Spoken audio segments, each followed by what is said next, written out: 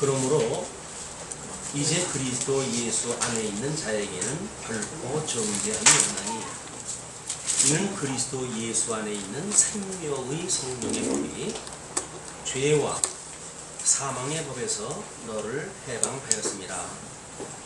율법이 육신으로 말미암아 연약하여 할 수 없는 그것을 하나님은 하시나니 그 죄를 인하여 자기 아들을 죄 있는 육신의 모양으로 보내어 육신의 죄를 정하사 육신을 좇지 않고 그 영을 좇아 행하는 우리에게 율법의 요구를 이루어지게 하려 하십니다. 우리 지난 시간에 확인한 것이 하나님께서 하나님의 의로 이제 성도를 견인해 가신다고 하는 사실을 확인을 했거든요. 그런데 사도 바울이 그 두 마음을 가지고 살아가면서 그 고민이 하나가 있었는데 그것이 이제 자기가 원하는 선을 행치 아니하고 원치 아니하는 악을 행하였다라는 고민을 토로했어요. 우리들이 생각하기는 사도 바울처럼 성령이 충만하고 그리고 당대에 복음을 위해서 자기 오금을 불살르듯이 내던진 바울이 도대체 어떠한 그 율법의 문제를 보았기 때문에 오호라 나는 공고한 사람이라고 하는 자기의 그 성찰 문제를 들여다봤을까 하는 그 내용을 확인하다 했습니다. 우리가 세상을 살아가다 보게 되면 이제 사도 바울은 우리 초도에 뭐라고 그랬냐면 복음에는 하나님의 의가 나타나서 믿음으로 믿음에 이르게 한다. 그러므로 의는 믿음으로 말미암아 산다고 하는 것이 지금 우리가 로마서의 주제로 뽑았던 성경이었습니다. 마틴 루터가 종교개혁을 일으켰을 때에 이 말씀이 기억이 나가지고 이건 아니지 하고 박차고 종교개혁을 일으켰던 유명한 성구예요. 그러니까 아마 마틴 루터가 이제 그 계단을 무릎을 기어 올라가면서 무릎이 까지고 뭐 이런 어떤 그런 처참한 자기 모습을 보면서 그동안 자기는 그래도 신학교에서 학생들에게 복음이 무엇인가를 가르쳤던 사람인데 아니 내가 지금 뭔 짓인가 라고 하는 그런 어떤 말씀에 대한 사로잡힘이 그러하여금 그런 과거의 모든 전통으로부터 이대로 살아가면 안 되겠다고 하는 결단의 이제 이 역사가 일어납니다. 그게 유명한 종교 개혁이거든요. 그렇다고 한다면 지금 사도 바울이 오호라 공고한 자로다라고 이야기했던 거나 마틴 루터가 가지고 있었던 그 고민이나 오늘도 마찬가지로 예수 그리스도 안에서 두 마음을 가지고 살아가는 우리들에게는 이것이 같은 맥락으로 연결이 되어집니다. 과연 우리가 이 사도 바울의 오호라는 공고한 사람이로다라고 했던 그 고민을 그 고민의 근본적인 원인을 발견하지 못한다고 한다면 사도 바울의 이 아픔을 공감할 수가 없고 사도 바울의 이 아픔을 공감할 수 없다는 이야기는 사도 바울이 받았던 위로에도 우리가 동참할 수 없다는 이야기예요. 예수 그리스도와 함께 죽고 예수 그리스도와 함께 사는 것이 세례라고 한다면 그렇다고 한다면 사도 바울의 이 고민이 곧 우리의 고민이 되어져야 될 것이고 사도 바울이 받았던 위로가 우리의 위로가 되어져야 될 텐데 이것이 종교개혁 이후 500년 동안 그렇게 속 시원하게 우리를 어떤 이 믿음으로 산다고 하는 그 의미를 진술 누리지 못하게 했던 이런 그 역사를 우리가 이제 가지고 있습니다. 그래서 지금 사도 바울의 이런 오호라 나는 공고한 사람이라고 하는 그 개념이 단순하게 어떤 윤리적인 이런 죄에 대한 문제, 도덕적인 이런 그 죄의 문제를 고백을 했다고는 보여지질 않습니다. 왜냐하면 사도 바울은 어떻게 하든지 민족을 위해서 복음을 위해서 온 생애를 불태웠던 사람이거든요. 그런 사람이 우리처럼 뭐 옆에 사람 보고 뭐 이렇게 잘했냐 못했냐 뭐 이런 게 얽히는 정도의 사람은 아닐 거라고 보여지는데 이 사람이 가지고 있던 고민이 무엇인가에 대해서 지난 시간에 우리가 그렇게 한번 살펴보았어요. 이제 우리가 하나님 앞에 아담이 타락을 하기 전에 받았던 그런 그 아담이 양대 언약을 받았는데 그 행위 언약을 인해 가지고 불순종하게 되어졌다. 그걸 우리가 타락인이라고 이렇게 이야기를 했어요. 타락인. 그런데 지금까지 논리를 보아가지고 우리가 이 예수 그리스도를 믿음으로 우리가 이제 타락인이 되어졌던 우리들이 예수 그리스도를 믿음으로 주님의 몸된 교회의 성도가 되어졌다. 이것이 우리가 지금까지 확인해왔던 이야기예요. 그래서 예수 그리스도와 함께 죽고 예수 그리스도와 함께 살아나서 예수 그리스도하고 우리가 연합이 되어졌다 이렇게 했어요. 연합이라고 하는 건 뭐 한 몸이 되었다 그 이야기예요. 전혀 전통이 달랐던 남녀가 결혼이라고 하는 어떤 하나의 조건을 가지고 이제는 한 부부의 연을 맺게 되어진 거죠. 그러니까 이 부부의 연을 맺게 되어졌던 지금 이 성도라고 하는 입장에서 봤을 때 우리는 이 타락되어 있던 것이 우리가 사망의 권세가 주장을 갖다 하는 것이고 이 권세에 의해서 조정이 되어지는 세계입니다. 이 권세에 의해 가지고. 그러나 이제 우리 생명에 의해서 작동되어지는 세계, 이거는 타락인들은 볼 수 없는 세계입니다. 영적으로 생명의 세계이기 때문에. 그래서 죽었던 우리들이 예수 그리스도의 대속의 은혜로 우리가 여기서 이 타락되어졌던 사람들이 끊임없이 어떤 율법의 요구가 있어요. 그 율법의 요구는 죄로 인해 가지고 이 죄로 인해 가지고 너희들은 사망에 이르게 되어진다는 이야기입니다. 그런데 우리 예수님이 이 죄값을 다 치우시고 이 땅에 오셔가지고 우리들의 모든 죄값을 다 치우시고 그리고 부활하셨어요. 사망 권세를 이기고 부활하셨어요. 그러므로 우리는 예수님과 연합을 했기 때문에 이 율법이 요구하는 이 모든 법적인 이런 요구로부터 우리는 자유로워졌다. 왜? 과거에는 율법이라고 하는 남편과 살았기 때문에 이 사망의 권세에 모든 요구대로 살아야 됐지만 예수님을 인해 가지고 우리가 중생인이 되어졌다 이렇게 했어요. 중생인. 그래서 이 중생인이 되어진 우리들은 더 이상은 율법이 우리들의 남편이 아니라 이제 우리는 이 은혜, 복음, 이것이 바로 우리들의 새롭게 살아가게 되어져 있는 시스템이에요. 이거는 우리 은혜 안에 사는 사람들이기 때문에 더 이상은 율법으로부터 자유롭게 되어진 사람이다. 그렇게 공부를 한 거 아니에요? 이렇게 자유롭게 되어졌는데도 불구하고 사도 바울의 고민은 자기 안에 늘 두 마음이 있다는 거예요. 두 마음이 있어가지고 하나는 이 영적인 거듭나고 중생한 우리 영혼은 끊임없이 예수 그리스도의 뜻을 따라서 살아가고자 하는 은혜 가운데 살아가고자 하는 이런 마음이 있지만 또 한 마음은 과거의 율법의 요구로부터 익숙해져 있던 우리들의 이 몸은 여전히 은혜 안에 살아가는 것보다는 율법의 요구, 이 율법적인 사고를 우리가 규정을 하기를 이제 이방인도 포함되어진 개념이니까 이거를 어떤 당위, 명분 이거에 의해서 살아가는 모든 행위가 우리들한테 정죄가 되어지는 일 아니에요. 왜? 예를 들어서 부모를 효도하라고 그랬는데 부모를 효도하지 않는다고 한다면 다른 사람들이 저 녀석은 이 부모에게도 효도를 갖다 안 해 라고 하는 정죄를 하게 되어지는 일이니까 과연 예수 그리스도로 우리가 구원을 받은 우리들이 이런 당이라든지 명분이라든지 교조라든지 어떤 조항으로 되어져 있는 그것에 의해 가지고 살아가게 되어진다고 한다면 이것이 사도 바울이 가지고 있던 고민인 거예요. 사도 바울은 남다른 열심이 있었기 때문에 아마 이런 당위에 대해서 무던히 고민을 갖다 했을 거예요. 왜냐하면 때로는 복음을 증거하다가 이제 성도들의 어떤 그 공격을 받기도 합니다.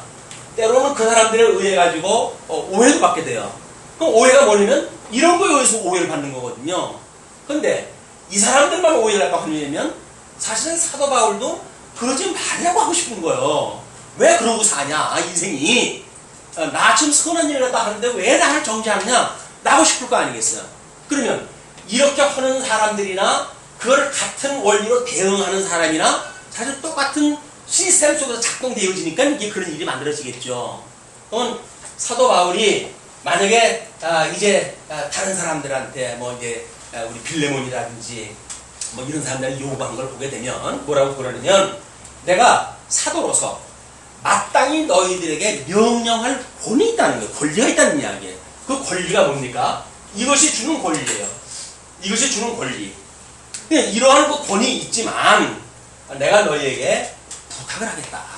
그 이야기는 나의 권리를 포기하겠다 그 이야기예요.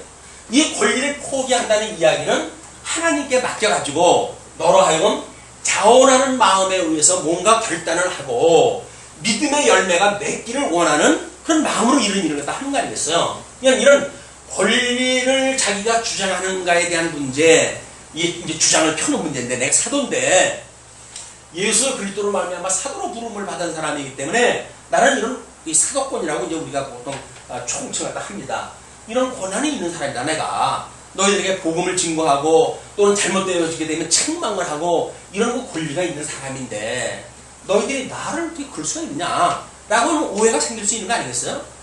이런 데에서부터 사도 바울은 자유롭지가 않은 거예요. 얘는 무엇인가 열심이 있다든가 또는 어떤 직위가 있다든가 라고 하는 사람들에게 이것이 극심한 문제로 이제 옵니다.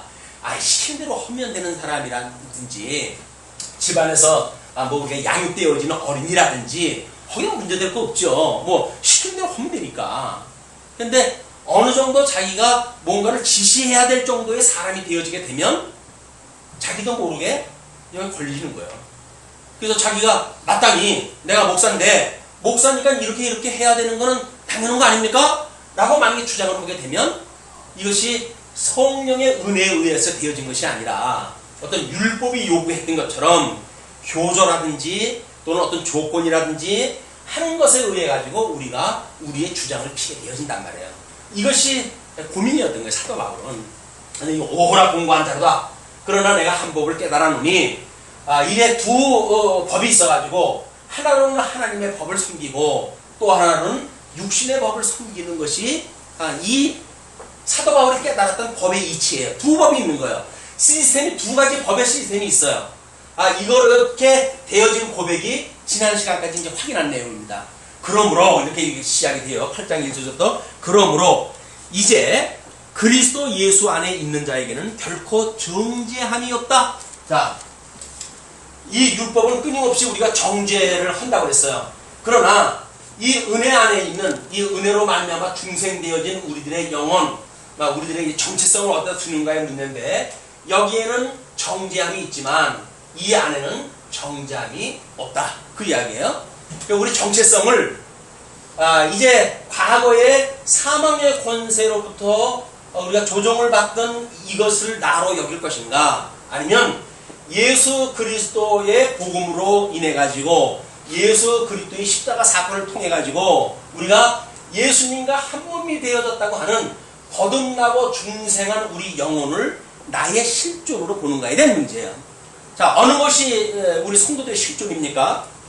잠시 60년, 70년, 80년 살다가 벗어버릴 이것이 우리의 실존의 문제입니까? 아니면 예수 그리스도로 말미암아 영생을 얻었다고 하는 영원한 생명이 우리들의 실존입니까? 우리들의 실존 문제는 영원한 생명이 우리 실존인 거예요. 다만 이 육신은 이제 예수 그리스도를 믿고 이제 우리 육신의 소원을 다하는 동안 하나님이 어떠한 분인가를 배우고 깨닫게 하시기 위한 그릇으로 우리를 갖다 주신 거지, 이것이 우리들의 실존이 아니란 말이에요. 우리들의 실존은 여기에 있다. 그러므로 우리는 다시는 정죄함을 받을 이유가 없다. 그 이야기예요. 이 정죄로 우리의 이 죄의 정죄를 받으면 살아갔던 우리들이 거듭나고 중생되어졌는데 거듭나고 중생한 우리들의 이 영혼이 다시는 이 정죄, 똑같은 정죄를 받을 일이 없다. 그 이야기예요.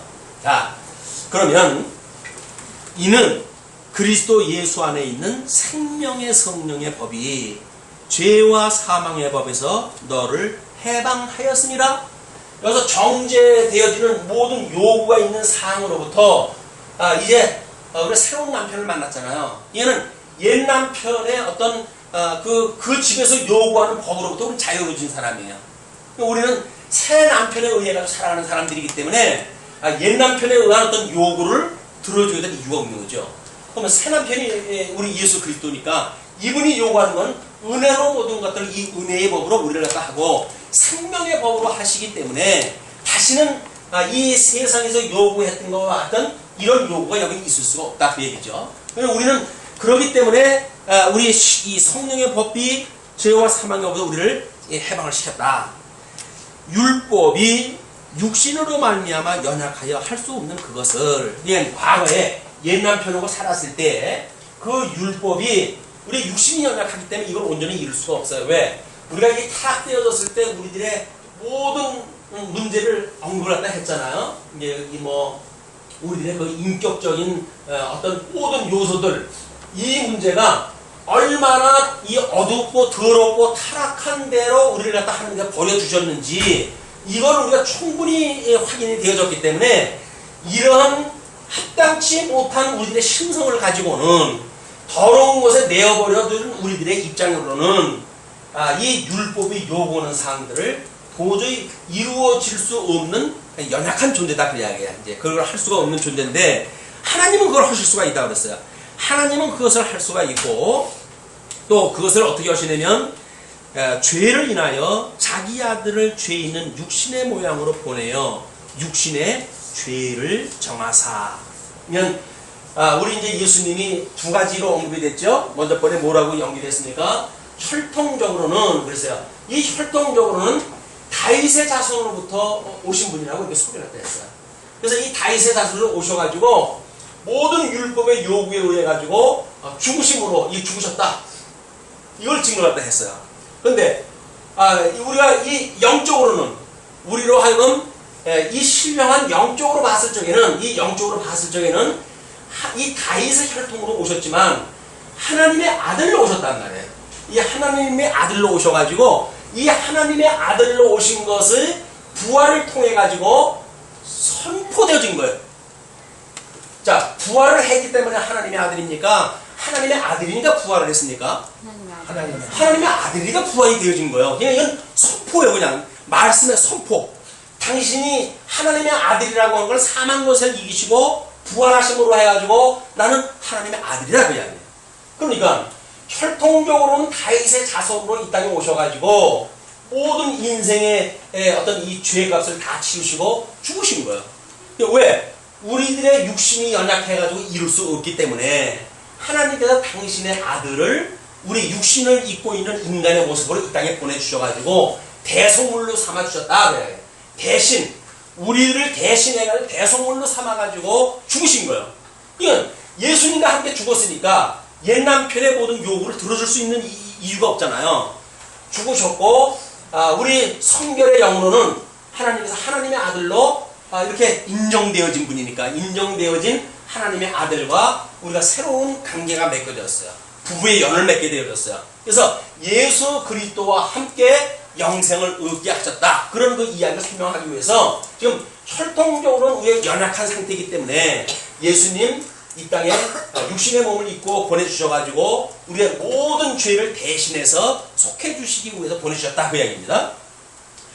죄를 인하여 자기 아들을 죄 있는 육신의 모양으로 보내어 육신의 죄를 정하사 육신을 좇지 않고 그 영을 좇아 행하는 우리에게. 자, 우리가 뭐를 좇아서 행하지 않아요. 이제는 이렇게 육신을 좇아서 행하지 아니하고 영을 좇아서 행하는 우리에게 이렇게 했어요. 우리 여기에 이제 이 영과 육이라고 하는 두 요소가 있지만 우리 이걸 주종관계로 봐야 되겠죠.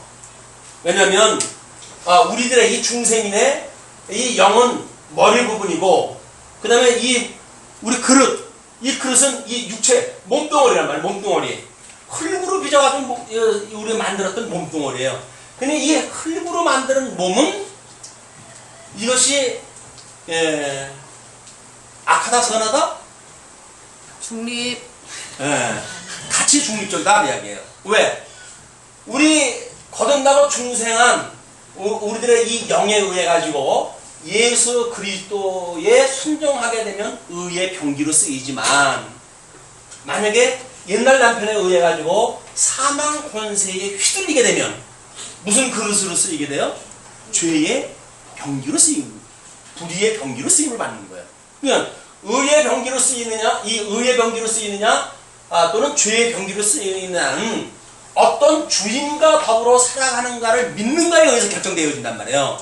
예, 율법, 사망 권세가 아직도 내 주인이라고 믿게 되어지게 되면 우리는 이 몸뚱아리를 불의의 병기로 들일 수밖에 없어요. 여기서 요구하는 대로, 이 타락되어진 사람들이 요구하는 시스템대로 우리는 그렇게 살아갈 수밖에 없지만, 예수 그리스도로 말미암아서 거듭나고 중생하고, 그리고 이 은혜에 우리가 살게 되어지게 되면 우리들의 몸은 의의 병기로 쓰임을 받게 되어질 수가 있단 말이에요. 근데 지금 이제 그 육신을 좇지 않고 그 영을 좇아 행하는 우리에게, 우리의 정체성에 대한 한 부분입니다. 우리는 육을 좇아 살지 아니하고 이제는 영을 좇아 사는 사람들이 되어졌어요. 이 영이 죽어져 있을 때에 그 죽어져 있는 영에 의해서 살아가는 사람들이 아니라 거듭나고 중생한 그 영에 의해서 살아가기 때문에 우리들의 실존의 문제, 우리의 자아의 문제, 막 이런 것들을 우리 이 거듭나고 중생한 이 영혼이 나란 말이에요. 세상이 다 없어져도 다 망해진다고 하더라도 이 영혼은 무너질 수가 없는 거예요. 망할 수가 없는 거예요. 그러니까 이 영혼이 우리 영존하시는 하나님과 더불어서 영생을 얻은 몸이라고 한다면 그 영을 좇아 행하는 우리에게라고 하는 정의의 문제입니다. 뭐라고 그러냐면 율법의 요구를 이루어지게 하려 하시니라. 예, 율법의 요구. 이렇게 사는 우리들에게 이 율법의 요구를 응하게 하시기 위해서 이렇게 했다, 그 이야기예요. 자, 이 문제를 우리가 자칫 비틀리면 어떤 문제가 되냐면, 예수 그리스도로 말미암아 구원을 받았으니까 이제 우리가 늘 이야기를 그렇게 했잖아요. 구원, 그 다음에 그 이후, 예수 그리스도로 말미암아 구원을 받았으니까 육신이 연약하여서 할 수 없는 그것을 우리 하나님께서 성령을 보내주셔가지고 이걸 행하신다는 이야기로구나, 이렇게 오해를 하게 되겠죠. 이 문제는 만약에 이것을 이렇게 나눠가지고 보게 되면 이렇게 두 가지로 나뉠 거예요. 그리고 우리는 처음서부터 이것이 하나의 문제다, 이렇게 이야기를 했어요. 그래서 이 연합되어지는 중생도 이 구원에 대한 문제고, 이걸 우리가 칭의라고 그렇게 이야기를 했는데, 그 다음에 우리가 이제 점점 예수 그리스도의 형상을 닮아가는 성화에 대한 문제도 우리 하나님이 연합되어졌기 때문에 가능한 일이고, 끝까지 붙들려져 있는 것도 연합되어졌기 때문에 가능한 일이라고 이렇게 보여졌어요. 이것이 하나님의 의로, 이게 하나님의 의다. 하나님의 의가 이것도 다 하나님의 의로 되어지는 거지. 이거는 하나님의 의고, 이거는 인간의 의가 되어지는 게 아니란 말이야. 17절에 뭐라 그랬어요? 1장 17절에 복음에는 하나님의 의가 나타나서 믿음으로 믿음에 이르게 되어지는 거예요. 우리가 만약에 이런 이 칭의에 대한 믿음을 믿는다고 한다면 죽었던 우리도 살리신 분인데 예수 그리스도를 닮아가도록 해가시는 이 일을 왜 못하겠느냐 라고 하는 믿음이 생겨서 성화가 되어지는 거고, 우리를 붙들어 주신 하나님께서 세상 끝날까지 붙들어 주신다고 하는 걸 믿는 믿음으로 사는 거예요. 그래서 이 하나님의 의로 말미암는 모든 것이 믿음의 행위가 나타나는 거지, 이거는 하나님께서 하시고 나머지 거는 우리가 한다고 하는 그런 그 일이 아니다, 그 이야기예요. 이 문제가 인간의 복음을 오해하는 가장 큰 원인입니다. 이 문제가. 왜냐면 인간은 나름대로 하나님과 같이 되려고 하는 속성이 있잖아요. 그래서 선과 악을 알게 된 가인과 아벨을 딸 먹었잖아요. 그러니까 인간이 가지고 있는 속성은 어떻게든지 하나님과 같이 되고 싶어요. 그러니까 여기에서 나타나는 어떤 행위에 대한 문제도 하나님과 같이 되고자 하는 그런 마음 때문에 이것이 믿음의 행위입니다, 하나님의 의로 말미암은 겁니다 라는 고백보다는 나를 자랑하고 나의 의지를 내세우고 뭔가 나의 이름을 높이고자 하고 싶은 것이 인간의 속성이란 말이에요. 이것이 사도 바울이 깨달아 보았던 오라 공고한 자로라고 하는 죄의 속성이에요. 만약 그 원인의 우리가 아담이 가졌던 하나님과 같이 되려고 했던 마음이 무엇인가를 읽어내지 못한다고 한다면 우리는 여전히 말은 이쪽을 이야기해요. 그러면서 이쪽으로 사는 거는, 육신으로 사는 거는 끊임없이 나를 자랑하고 나의 공로를 이야기하고 나를 어떤 주장을 갖다 하고 내가 다른 사람 위에 뭔가 이 통치를 갖다 하고 이쪽에 사는 사람하고 하나 다르지 않은 생각을 가지고 살아갈 수가 있단 말이에요. 그게 아니다. 사도 바울이 지금 우리들한테 이야기하는 거는 이쪽에 살아가던 모든 시스템으로부터 우리는 정리가 되어야 돼요. 옛날 우리가 비록 이 율법이 요구했던 타락되어져 있던 몸이 가지고 있었던 그런 것 소욕이라 할지라도 이 모든 것들이 새로운 시스템으로 해석이 되어지지 않으면 이 복음의 열매, 믿음의 행위로서의 열매를 맺을 수가 없어요. 왜? 전부 내가 맺어야 돼요. 이쪽에서 하듯이 좀 내가 맺어야 돼. 그래서 사랑은 자기를 자랑하는 것이 아니라고 그래요. 왜냐하면 자기를 자랑한다는 이야기는 뭐예요? 내가 했다는 이야기예요. 내가 했다는 이야기예요. 그러니까 자기 자랑이 나오죠. 그러니까 자기 공로를 가지고 무엇인가 쌓아나갈 수가 있다고 하는 이것이 공로주의예요. 율법주의라고 그렇게 이야기를 해요. 율법을 지켜서 스스로 뭔가 덕을 세워갖고 또는 율법에 의해 가지고 우리가 어떤 열매를 맺었고 하나님의 율법을 우리가 성령의 도우심을 입었든지 어떻게 했든지 그렇게 해가지고 이 요구를 스스로 이루어져 갈 수 있다고 하는 것이 불의의 문제다 그 이야기예요. 그러나 우리 사도 바울의 논리에 의할 것 같으면 이 믿음의 행위라고 하는 것은 철저하게 하나님의 의가 나타나서 해가시는 하나님의 일이에요. 그러면 우리들이 이 행위를 통해 가지고 만약에 나타나는 문제는 나의 영광이 드러나는 것이 아니라 무슨 영광이 드러나는 거예요? 하나님의 영광이 성도라고 하는 몸을 통해 가지고 이 의를 실현해 가시는 분이니까 이 실현, 실질적으로 나타나게 하시는 것이 누구예요? 하나님이 하시는 일이에요. 그러니까 성도들이 나타나는 이 행위는 하나님의 영광이 드러나는 일이지 인간이 스스로 자기 영광을 내세우는 그 영광이 아니라 어둠의 영광이 아닌 거예요. 빛의 영광이라고 한다면 하나님께서 성도들 이 무지렁이 같은 인생들을 불러가지고 하나님의 기뻐하시는 뜻을 따라서 살아가도록 우리 하나님께서 이걸 실현하신다. 그게 은혜예요. 은혜. 우리는 교회 안에서 누구도 이 은혜를 벗어난다고 한다면 그럼 우리 저주 가운데 있는 거예요. 이 논리를 우리가 여기서 이제 이 시간에 확인할 때 해봐야 된다 그 얘기입니다. 자, 이제 5절에 육신을 좇는 자는 육신의 일을, 영을 좇는 자는 영의 일을 생각하나니. 당연하겠죠. 어떤 사람이 그런 이야기를 했더라고요. 사람이 지갑을 여는 일은 가장 가치롭다고 하는 일에 지갑을 엽니다. 동의하십니까? 네. 왜냐하면 가치 문제. 우리는 워낙 하나님과 재물을 겸하여 섬길 만큼 사악한 인생들이기 때문에 하나님께서 끊임없이 이 재물이라고 하는 걸 가지고 가치의 평가를 갖다 생각해 만드셔요. 그래서 이 재물을 담고 있는 것이 지갑 아니에요. 그럼 어떤 일에 내가 지갑을 열 것인가? 내가 가장 가치로운 일에 우리는 이 지갑을 열어요. 만약에 들어오는 것이 수입이 100이에요. 들어오는 것이 100이라고 한다면 가치롭다고 여기는 것 순서에 의해 가지고 우리 분배를 나눌 거예요. 그래서 먹는 문제가 우선은 돼야 된다고 하는 사람들은 먹는 거에 대해서 이 가치를 가장 우선순위로 놓기 때문에 엔겔 지수가 높다 이야기를 하는 거예요. 왜? 먹어야 사니까. 근데 끊임없이 사단이 요구하는 거는 먹어야 산다는 이야기예요. 네가 먹어야 산다는 이야기예요. 근데 우리 예수님은 사람이 떡으로만 사는 것이 아니라 말씀으로 사는 것이라고 하는 것을 우리한테 새로운 시스템을 선언을 갖다 하셨어요. 그런다고 한다면 우리의 가치 문제가 먹는 것이 절대 가치일까? 그것도 아니잖아요. 아닌 거예요. 먹는 문제가 절대 가치가 아니에요. 예수님이 이제 시험을 당할 때 사단은 나에게 절만하면 내가 이 보이는 세계를 너한테 다 주마. 이렇게 약속을 합니다. 근데 예수님께서는 하나님을 시험하지 말라고 그래요. 왜? 그거는 하나님이 만들어 놓은 세계고 하나님의 영광을 드러나기 위한 거지 사단이 자기가 잠시 가지고 있는 어떤 권세가 있다고 해가지고 그거를 자기 영광을 위해서 쓰도록 하나님께 주시지 않는다는 이야기예요. 이걸 우리가 놓치게 되면 이 모든 자연 만물도 내 통치권에 있다고 보여지는 거예요.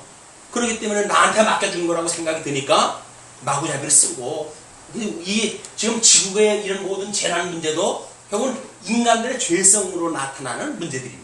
이게 하나님과 우리가 이 재물을 겸하여 섬길 수 없다고 명제적으로 이야기를 하지만 과연 어떤 일에 우리가 지갑을 열 것인가 라고 하는 문제는 이 재물의 문제를 가지고 우리의 이 믿음의 행위를 가늠하는 거예요. 다른 사람이 하게 되면 판단이죠.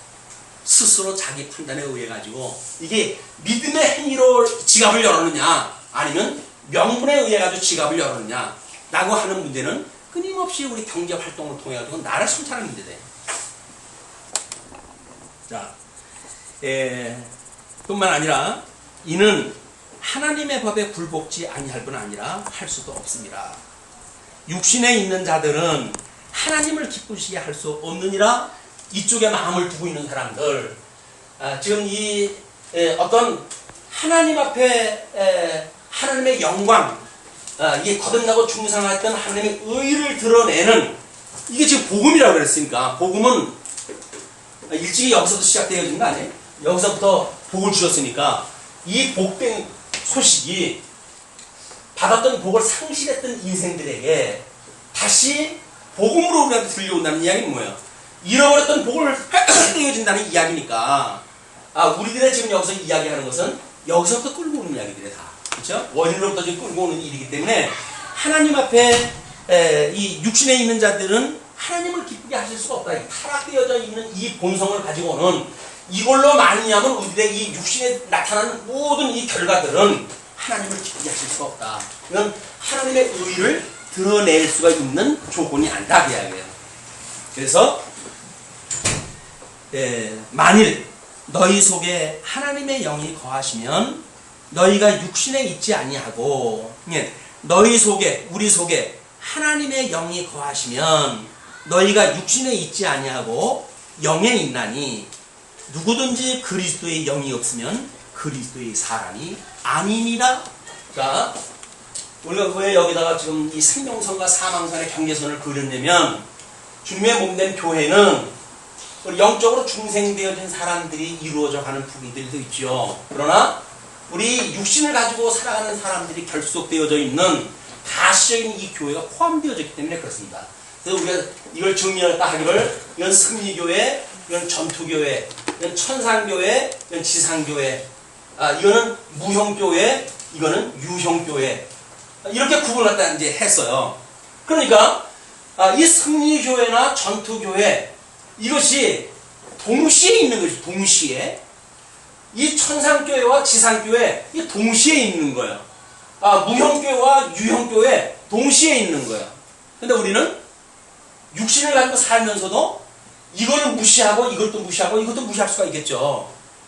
이거 그렇게 꼭 우리 이 어떤 눈에 보이는 형식에 우리가 얽매여져느냐 라고 하는 문제 때문에 이걸 다 버릴 수가 있는 거예요. 그거는 이쪽으로 가야 되는 거예요. 이 구원 문제를, 이 구원을 받은 것이 마치 이쪽으로 다 간 것처럼 생각하는 것은 오해다, 그 이야기예요. 왜? 아직도 이 구원 그 이후의 문제는 이 부분 속에, 이 부분이 우리한테 주어지는 교육의 장이기 때문에 그러는 거예요. 원론, 이게 원론이 아닙니다. 이 두 개가 내재적으로 초월되어져 있는 것이 기독교 지금 이 성경적인 관점이에요, 이게. 이건 없고 이건 있다. OX 문제로 해서 이분법으로 나눠질 것이 아니라 이것은 내재적으로 초월되어진 교회관이기 때문에 우리가 어떻게 내재되어져 있는 이 현실적인, 부정할 수 없는 현실의 문제, 이거는 이 현실의 문제를 어떻게 우리가 해석을 할 것인가 라고 하는 문제는 끊임없이 하나님의 의로 맺어지는 열매를 우리가 바라볼 수밖에 없죠. 왜? 그건 우리 인간인 연약하게들 할 수가 없는 거니까. 하나님께서 천상교회를 지금 우리 지상교회를 통해 가지고 계시하신다고 그랬어요. 그걸 우리 교회 이상으로 해서는 계시의 영광을 배우고 익힌 교회다 라고 이야기를 했으니까, 만약에 하나님께서 계시하신다고 한다면 이게 만약에 무시되어지게 되면 계시의 영광을 보고 배울 수가 없죠. 이게 존재를 해야 되는 거예요. 이런 그 원리 가운데 그 이야기입니다. 만일 너희 속에 하나님의 영이 거하시면 너희가 육신에 있지 아니하고 영에 있나니 누구든지 그리스도의 영이 없으면 그리스도의 사람이 아니니라. 이 두 가지 요소가 다 있는데, 근데 이걸 생명이라고 했잖아. 이게 생명. 이게 사망이에요, 사망. 자, 그러면 이 생명이라고 하는 우리 생명의 근원 되신 분이 하나님이니까 하나님께서 예수 그리스도를 우리한테 보내주셔가지고 우리가 예수님과 한 몸이 되어졌어요. 그러니까 우리들의 이 영은 뭡니까? 생명 세계 안에 살게 되어진 거죠. 예, 우리 안에 예수 그리스도가 있고 예수 그리스도 안에 하나님이 계신 거예요. 이렇게 보이십니까? 이 그림이 우리들은 예수 그리스도와 연합되어졌으니까 그리스도 안에 우리가 있는 거고 이 예수님은 하나님 안에 계시다고요. 요한복음에서 예수님께서 뭐라 합니까? 우리들 하나님께서 나에게 주신 자들도 하나가 되게 하여서 우리가 이렇게 하나 되는 거와 같이 이들도 우리와 하나 되게 하여 주옵소서 라고 이야기를 합니다. 그러니까 하나 되어진다는 이야기는 생명의 같은 생명을 가지고 살아가도록 해주십시오 그 이야기예요. 근데 우리 예수 그리스도로 말미암아서 이제 중생되어졌다고 그러면서도 만약에 이것이 내가 아니라 이것이 나라고 믿어지게 되어지면 우리 안에 예수 그리스도 없는 거 아니에요. 예수 그리스도 없다는 이야기는 예수 그리스도를 믿지 않는다는 이야기란 말이에요. 연합되어졌다는 이야기는 예수 그리스도를 믿는다는 이야기고 예수 그리스도를 믿는다는 이야기는 내 안에 그리스도의 영이 있다는 이야기예요. 근데 내 안에 그리스도의 영이 없으면 그건 그리스도의 사람이 아니다. 그런 그 이야기죠. 또 그리스도께서 너희 안에 계시면 몸은 죄로 인하여 죽은 것이나 영은 의를 인하여 사는 것이니라. 우리 지난 시간에 우리가 확인했던 내용입니다. 예수를 죽은 자 가운데서 살리신 이의 영이 이게 성결의 영으로는 하나님의 아들로 인정되어졌다고 하는 그래서 예수를 죽은 자 가운데 살리신 이의 영 살리신 이가 누구예요? 예수 그리스도를 죽으면서 살리신 이가 누구예요? 하나님이죠. 이 하나님의 영이 그 이야기입니다. 그 하나님의 영이 너희 안에 거하시면 그리스도 예수를 죽은 자 가운데서 살리신 이가 너희 안에 거하시는 그의 영으로 말미암아 너희 죽을 몸도 살리시리라. 우리들의 이 죽을 몸도 이 아직도 죽을 몸으로 있는 거 아닙니까?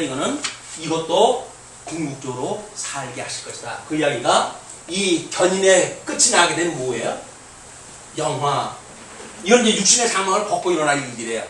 어떻게 우리가 육신의 장막을 벗고 새로운 몸, 유기체의 몸을 입고 우리가 이게 천상, 우리 하나님 주셨던 천국에서 살아갈 것인가에 대한 것은 죽음 이후의 문제입니다. 이 죽음에 대한 이후의 문제.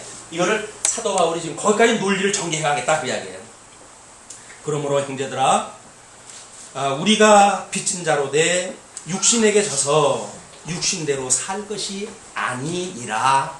육신 우리가 빚진 자, 우리 이 엄청난 예수 그리스도의 대속의 은혜로 받은 사람들 아니에요.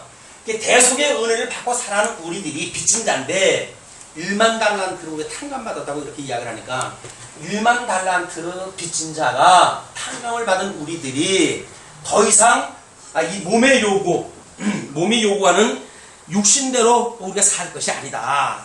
너희가 육신대로 살면 반드시 죽을 것이로되 영으로서 몸의 행실을 죽이면 살리니. 우리 지금 여전히 이 몸에 대한 문제, 이거는 당이나 명분이나 율법이 요구했던 것대로 살아간다면 이건 도저히 소망이 없는 거예요. 그러나 우리 하나님께서 중생하고 거듭난 우리들의 이 영이 예수 그리스도의 뜻을, 하나님의 선하신 뜻을 분별하고 살아가도록 되어져 있기 때문에 그 영적 예배가 뭐라 그러죠? 하나님의 선한 뜻을 분별하고 주실 믿음의 분량만큼 살아가는 것이 믿음의 우리 영적 예배라고 그랬단 말이에요. 그러니까 우리 거듭나고 중생한 우리들의 이 영혼이 하나님의 선한 뜻을 분별하고 이 몸을 쳐가지고 살아가게 되어지게 되면 끝날까지 우리를 붙드시고 영화에 이르게 하시겠다. 그냥 자세히 읽어만 나가면 그렇게 설명이 되어집니다. 14절 무릇 하나님의 영으로 인도함을 받는 그들은 곧 하나님의 아들이라. 하나님의 아들은 이 하나님의 아들과 연합되어졌다고 하는 그런 어떤 칭의에 대한 것만 믿는 것이 아니라 끊임없이 우리 지속적인 거야. 우리 예수 그리스도의 구속 사건은 영원한 구속 사건입니다. 그러니까 과거에 내가 구원을 받았다. 그리고 지금도 구원을 이 구원을 받았기 때문에 이렇게 살아간다. 라고 말하게 되면 그건 과거형 믿음이에요. 우리의 구원은 과거형 구원이에요. 그러나 성경에서 말하는 구원은 과거, 현재, 미래가 하나로 설명되어지는 구원이에요. 그걸 영원한 구원이라고 이렇게 이야기를 합니다. 그래서 과거에 나는 구원을 받았는데 지금은 뭐 구원을 안 받은 것 같다. 이런 그 이야기는 성립이 안 되는 거야. 영원한 구원. 우리가 그래서 이거를 때로는 신학자들이 이 문제를 어떻게 설명을 할까 해가지고 종말적인 어떤 그런 그 구원론을 이야기하기도 하고 예수 그리스도와 어떤 현재적 이런 그 믿음에 대해서 설명하려고 애를 쓰는 이유도 뭔가 이게 설명이 안 되어지는 거예요. 예수님을 믿고 구원을 받았다고 그러는데 살아가는 삶을 봐가는 도저히 소망 없는 그런 우리의 몸을 보니까 도대체 이 문제를 어떻게 해야 될 것인가 라는데 사도 바울은 그냥 정리했어요. 하나님의 의가 이걸 해간다는 이야기야. 하나님의 의가 칭의뿐만 아니라 성화도 견인도 영화도 하나님이 다 가신 일이다. 네, 이제 하나님의 아들이라 너희는 다시 무소하는 종의 영을 받지 아니하고 양자의 영을 받았으므로 아바 아버지라 부르지니라. 아바라고 하는 그 이야기는 우리 현재의 용어로 해야죠. 아빠라고 하는 유년기에 부르는 이름이에요. 그러면 어려서부터 어린 어떤 연한 음식을 먹을 때로부터 단단한 음식을 먹을 때까지 우리 이제 여기서 이거를 연한 음식을 먹을 때예요. 여쯤 가게 되면 이제 단단한 음식을 먹을 때예요. 하나님의 말씀을 먹을 때 예수를 그리스도로 믿는다고 했던 이런 연한 음식을 먹을 때로부터 단단한 음식을 먹을 때까지 그냥 아버지인 거예요. 다만 어렸을 때는 아빠라고 불렀죠. 그런데 단단한 음식을 먹으려고 하도 우리가 성장했으니까 그때는 아버지라고 부르면 살아간다고 이야기해요. 아바, 아버지라고 우리가 부른다. 성령이 친히 우리 영으로 더불어 우리가 하나님의 자녀인 것을 증거하시나니 이제 성령이 증거를 하는데 자녀이면 또한 후사 곧 하나님의 후사요 그리스도와 함께한 후사니 우리가 그와 함께 영광을 받기 위하여 고난도 함께 받아야 될 것이니라. 우리가 만약에 이 예수 그리스도 한 몸이 되어졌다는 이야기는 아직도 남은 육체를 남았다는 이 남겨주신 이유는 여전히 내가 정말 나를 믿는가에 대한 끊임없는 점검이에요. 어떻게 점검을 하십니까? 우리 몸이 뭐예요? 이걸 죽이는 데까지 가느냐 안 가느냐에 대한 점검이에요. 우리 가치 문제를 가지고 언제 지갑을 열 것인가에 대한 문제 아니에요? 그러면 재물이라고 하는 관점에서 우리는 그걸 가치로 여겼으니까 이제 어떠한 이제 그 가치를 느꼈을 때 지갑을 여는가 아니면 내가 몸을 불태워요. 희생을 해요. 봉사를 갖다 해요. 어떤 가치 앞에서 가야 할 것인가의 문제예요. 주님의 이름을 위해서 할 것인가? 나의 이름을 위해서 할 것인가? 하나님의 영광을 위해서 할 것인가? 나의 영광을 위해서 할 것인가? 그러니까 예수를 그리스도로 믿는다는 이야기는 끊임없이 예수 그리스도의 나 자신의 신분에 참여되어지는 일이에요. 이 육신을 남겨둔 거는 남겨놓은 육신에서 잘 먹고 잘 사는 이 세상을 살아가라고 하는 이야기가 아니라 예수 그리스도의 죽으심에 동참하라고 하는 이야기다 그 이야기예요. 그러니까 예수 믿는다는 이야기는 한마디로 뭡니까? 죽으라는 이야기예요. 죽으라는 이야기예요. 근데 한국에 복음이 들어와가지고는 잘 먹고 잘 사는 쪽에다 자꾸 포커스를 맞춰놓으니까 복음이 왜곡될 수밖에 없는 거 아니에요? 예수님을 믿는다는 이야기는 우리 몸뚱이를 죽이라는 이야기, 죽여버리라는 이야기예요. 예수 그리스도는 이걸 죽여야 네가 나를 믿는다고 하는 것을 내가 인정하겠다 그 이야기예요. 근데 예수 그리스도를 믿는다고 그러면서 여전히 이걸 버릴 수가 없잖아요. 너무 아깝잖아요. 이 좋은 세상을 만나는데 내가 왜 줘? 내 짱구야? 맞아요. 지혜로워요. 아주 영악스럽습니다. 그런데 그게 복음에 요구하는 사항입니까? 아닌 거예요. 예수를 그리스도로 믿는 증거는 하나님이 우리를 통해서 드러내는 영광은 우리들이 주 안에서 죽어가는 우리들의 모습을 통해 드러나는 거지. 세상에서 모든 이런 세상이 주는 모든 것들을 다 여기서 누리면서 그러나 내가 예수를 믿는다? 그거는 요기적 연한 음식을 먹을 적에는 가능하겠죠. 그러나 단단한 음식을 먹어가면서는 그것이 사는 거예요. 우리 어린아이들이 우리 집안에서 어린아이들이 무슨 자기 잘났다고 그렇게 하잖아요. 그렇게 해도 다 인정을 하죠. 아이고 내 새끼 내 새끼하고 인정이 되죠. 그러나 40살 50살 먹고도 80살 먹은 뭐 그 자기 부모님한테 맨날 어리광 부리고 뭐 내놓으라고 이렇게 얘기하다 하고 그렇게 되면 일어나는 거예요. 일어나는 거예요. 아버지가 아들 죽여야 되고 아들이 아버지 죽여야 되고 이 사건이 일어날 수밖에 없는 거예요. 왜?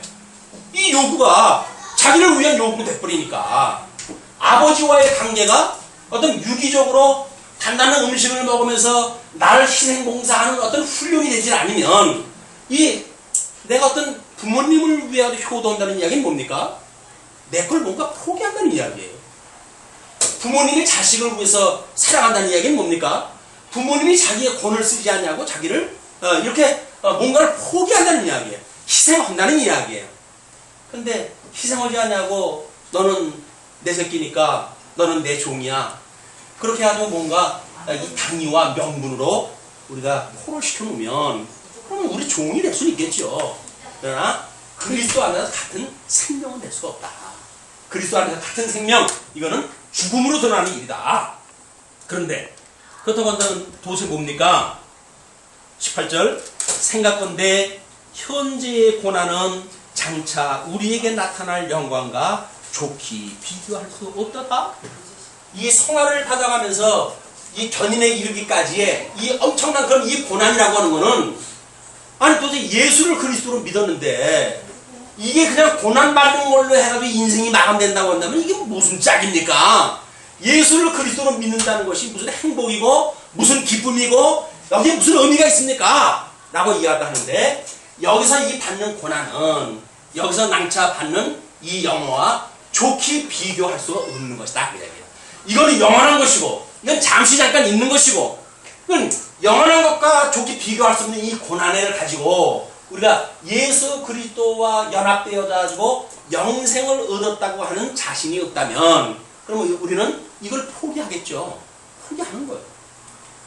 뭐 예수를 믿느냐 안 믿느냐를 예수님 사진을 놓고 그걸 밟고 지나가느냐 밟지 않고 지나가느냐 이걸 가지고 예수를 믿느냐 안 믿느냐라고 이 판단하는 거는 유착이 짝이 없는 발상이에요.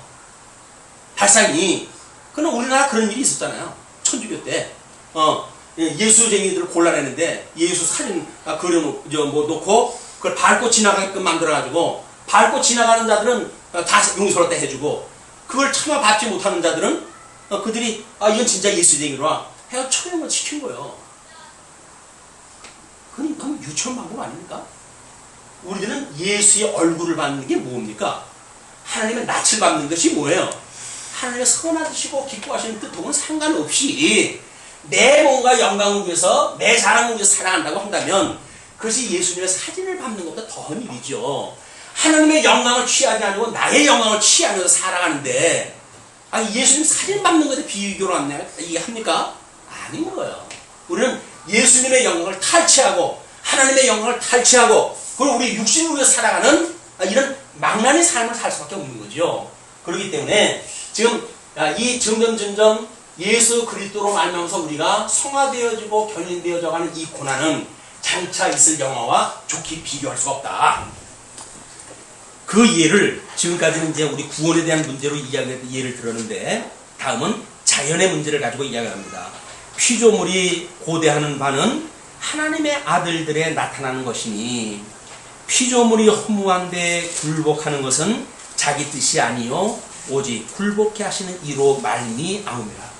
자, 우리 하나님이 하시는 일이 뭐라 그랬죠? 두 가지가 있다 그랬죠? 이 하나님이 하시는 일은 창조 사역과 그리고 이 언약대로 하시는 섭리 사역이 있어요.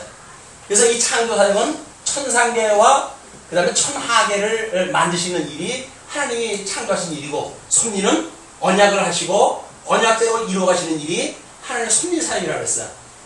그러니까 하나님이 지금 이걸 통해 가지고 이 섭리 사역을 통해 가지고 여기 예를 들었어요. 예를 들었는데 잠시 우리들의 이런 어떤 주관적인 이야기가 잘 들어오지 않을 수가 있으니까 객관적이고 자연 이 창조물을 가지고 이 지금 우리가 주어졌던 문제를 보충적으로 설명하다 해갑니다. 그것이 바로 뭐냐면 피조물의 고대하는 바는 하나님의 아들들에 나타나는 것이다. 왜냐면 우리 처음에 하나님이 창조를 갖다 하셨을 때 사실 에덴 동산에서 아담이 쫓겨나지 않았다고 한다면 이 에덴 동산은 어떤 상태라 그랬죠? 이거는 미혹자인 사단과 하나님의 아들인 아담이 함께 살고 있는 곳이라고 했어요. 하나님께서는 하나님의 이름을 거룩히 여김을 받으시오며 나가서 하나님의 이름을 거룩히 드러내시려고 한다면 이걸 전부 갈라놔야 돼요. 세속적인 것과 우리 이 하나님의 거룩한 것과 모두 갈라놓으셔야 돼요. 사망과 생명을 갈라놓으셔야 돼요. 여기서 택자와 불택자를 갈라놓으셔야 돼요. 천국과 지옥을 갈라놓으셔야 돼요. 이게 하나님의 행하신 일이란 말이에요. 심판의 역사, 하나님의 행하신 일은 그 심판을 통해서 하나님의 영광을 드러내시는 분이기 때문에 하나님께서 지금 이 자연 만물, 지금 하나님께서 타락하기 전에는 아담이 타락하기 전에는 사단과 아담이 함께 살고 있으니까 분리시켜 놔야 될 거 아니겠어요? 그래야 하나님의 이름이 거룩히 여김을 받으셔야 되니까. 그래서 이 사단이 왕노릇하는 이곳에 사단과 아담을 같이 보냈어요. 여기 계모 같이 내보내요. 그래가지고 여기서 이 사단의 종노릇을 하면서 살아가게 하시다가 끝내 빛을 하나님께서 보내주셔가지고 이 사망에 빛을 비추어가지고 빛과 어둠을 구별을 해내시기 시작합니다. 그래서 예수 그리스도의 구속사건이에요. 이게 언제 일어났다는 일이죠? 첫째 날 하나님께서 천지를 지으시고 땅의 상태가 어디다 그랬어요? 흑암이 깊음 위에 있는 상태의 그 땅을 빛이 있으라 하며 빛이 있었고 그 빛과 어둠을 나눠줬잖아요. 그 빛과 어둠을 나눠놨던 것처럼 하늘의 뜻이 이 땅에서도 이루어지기를 우리가 구하는데 이 땅에서 이루어지는 것이 뭡니까? 이것들이 빛과 어둠으로 나뉘어지는 일들, 이게 계시되어지는 역사를 우리가 보고 싶습니다. 그 이야기. 하나님께서 이 심판의 역사를 우리가 보고 싶습니다. 그 이야기예요. 그러니까 예수 그리스도로 말미암아 이 어둠에 빛이 들어와가지고 이제 빛과 어둠이 확연히 갈라져야 돼요. 빛과 어둠이 갈라지는 것이 하나님의 심판의 역사고 하나님의 이 섭리 역사예요. 섭리 역사. 자, 그러면 이 피조물들이 바라는 것은 피조물도 썩어짐의 종로로 탄 데서 해방되어 하나님의 자녀들의 영광의 자유에 이르는 것이니라. 이 저주를 받아가지고 모든 자연 만물이 전부 저주 가운데 있게 되어진 거예요. 그냥 저주 가운데 지금 우리 이 자연 세계를 가지고 마치 그것이 본래부터 있었던 거라고 생각을 하는데 그렇지 않습니다. 본래는 여기서부터 있었던 게 본래고 아담이 타락을 했다고 하면서 저주가 되어졌어요. 거기다가 노아 홍수 이후에는 더 많은 저주가 덮여가지고 이제 지금 우리가 살아가고 있는 이 우주계가 되어진 거죠. 그러면 지금 그런 그 자연 만물이 이 더럽고 인간이 타락했을 때 함께 타락했던 그 자연 만물이 이 하나님의 아들들이 예수 그리스도로 말미암아서 이 어둠에 빛이 들어와가지고 갈라지는 걸 바라고 있는 거다. 왜? 이게 혼동되어진 것이 아니라 지옥과 천국이 어우러져 더불어 있는 이 세계가 아니라 빛의 세계와 어둠의 세계를 확연하게 갈라주기를 모든 자연이 지금 바라고 있는 거예요. 그게 천국과 지옥의 문제입니다. 이건 어쩔 수 없이 갈라져야 돼요. 갈라지도록 이제 하나님의 섭리를 다 하실 거예요. 해방되어 하나님의 자녀들의 영광의 자유에 이르는 것이니라. 피조물이 다 이제까지 함께 탄식하며 함께 고통하는 것을 우리가 아나니 자연들이 그렇게 되어지는 것도 우리가 알고 있는데 이뿐 아니라 또한 우리 곧 성령의 처음 익은 열매를 받은 우리까지도 속으로 탄식하여 양자될 것 곧 우리 몸의 구속을 기다리느니라. 이 몸이 뭘로 만들었다 그랬죠? 흙으로 만들었다 그랬어요. 이 흙이라고 하는 걸 지금 어떤 걸 들어가지고 설명했다 했어요? 모든 피조물들 가지고 설명했다 한 거예요. 우리들의 이 영혼이 구원받는 문제와 이 자연 만물을 하나님의 창조를 하다 하시고 그 가운데 흙을 빚어가지고 우리 몸을 만드시고 그 코에 생기를 불어넣어가지고 우리 생명이 되어지게 하셨던 하나님 아니에요? 그러니까 우리들의 이 몸에 대한 구속은 이 자연이 회복되어지는 것처럼 우리 몸이 회복되어지는 건 어느 때?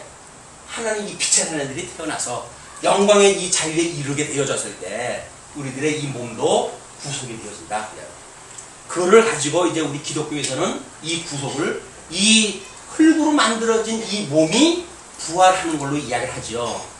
사도신경을 외울 때 뭐라 합니까? 우리의 몸이 다시 살아날 걸 이야기를 해요. 그러나 이 흙덩어리가 다시 살아나면 그게 어떻게 영적인 세계가 되겠어요. 이 흙에 대한 것이 아니라 유기적인 몸으로 우리가 새 생명으로 이제 이 부활이 되어질 겁니다. 부활의 몸. 그 부활의 몸은 다른 거예요.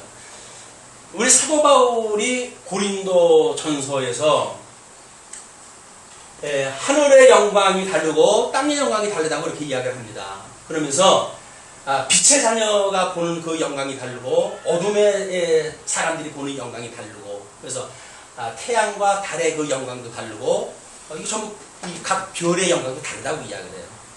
똑같은 별과 똑같은 해와 달인데 왜 이 영광이 태자를 통해서 드러나는 영광과 어둠의 백성들을 통해서 드러나는 영광이 다를까요? 그게 갈라지는 역사예요. 갈라지는 역사. 그 영광이 갈라지지 않는다고 한다면 그냥 혼재되어져 있는 거예요. 혼재되어져 있다는 이야기는 뭡니까? 한마디로 그냥 하나님의 이름이 거룩히 드러나지 않은 상태예요. 그러나 이것이 나중에 이제 천년왕국에 가게 되면 물론 그때 천년왕국에서도 모든 미혹자를 하나님께서 무적행 속에다 넣으시고 그러나 여기는 택자와 불택자가 동시에 살아가잖아요. 이게 에덴 상실됐던 에덴이 회복되어지는 모습이에요. 이 모습이 다 끝나게 되면 백보자 심판을 통해 가지고 영원한 생명과 그 다음에 영원한 사망으로 하나님께서 심판하다 하시는 거예요. 이게 하나님의 이름이 완전히 구별되어지는 거예요. 그래서 천국과 이 지옥으로 선민과 유민으로 완전히 갈라지는 모든 계시의 종결 역사, 이 모든 백보자 심판까지 가게 되면 이게 아주 갈라져 버리고 말아요. 그래서 하나님의 이름이 거룩하게 완성되어지는 단계가 백보자 심판까지 가게 돼요. 빛의 자녀와 어둠의 자녀가 이때 갈려져요. 그러나 중매범된 교회는 아직도 빛의 자녀와 어둠의 자녀가 혼재되어져 있단 말이에요. 혼재되어져 있고 우리 개인의 문제만 봐도 영원 중생되어졌다고 하는데 우리들의 이 몸은 여전히 이 세상의 시스템을 가지고 살아가고 싶고 내 영광을 추구하고 싶으나 사도 바울의 오호라 공고한 자로라고 했던 고민처럼 세상 끝날 우리 주님께서 이 몸의 부활을 이야기해요. 왜? 영적으로 우리가 중생되어진 거는 이미 예수 그리스도를 믿음으로 시작이 됐잖아요. 근데 아직도 이 몸은 이 육신의 소욕을 가지고 살아갈 수밖에 없지만 마지막 날 육신의 장막을 벗어버리는 날 우리는 새로운 부활이 되어질 거예요. 그걸 우리가 이 부활에 참여한다는 이야기를 영원한 생명으로 심판받을 때 우리가 마지막 부활에 참여하게 되어지는 겁니다. 천년왕국에 있었을 때 택자라든가 또는 순교자라든가 이런 사람들이 이제 그 환란을 지나고 오잖아요. 그때에 무덤이 열리고 죽었던 사람들이 살아나는 부활의 역사가 있게 되어져요. 그거는 예수 그리스도로 말미암아서 예수님이 첫 번째 부활의 열매가 되어지고 그걸 보여주는 두 번째 부활의 사건이 있게 되어지고 백보자 심판을 거쳐가지고 마지막 부활에 우리가 참여하게 되어진다. 오늘 이 말씀을 준비하면서 고민이 좀 많았어요. 주제를 가지고는 세 단어로 나눠서 살펴봐야 되겠는데 세 단어로 보게 되면 너무 좀 질질 끌려갈 것 같고 오늘 마음 먹고 그냥 8장을 다 하리라 라고 생각했었는데 도저히 안 되네요.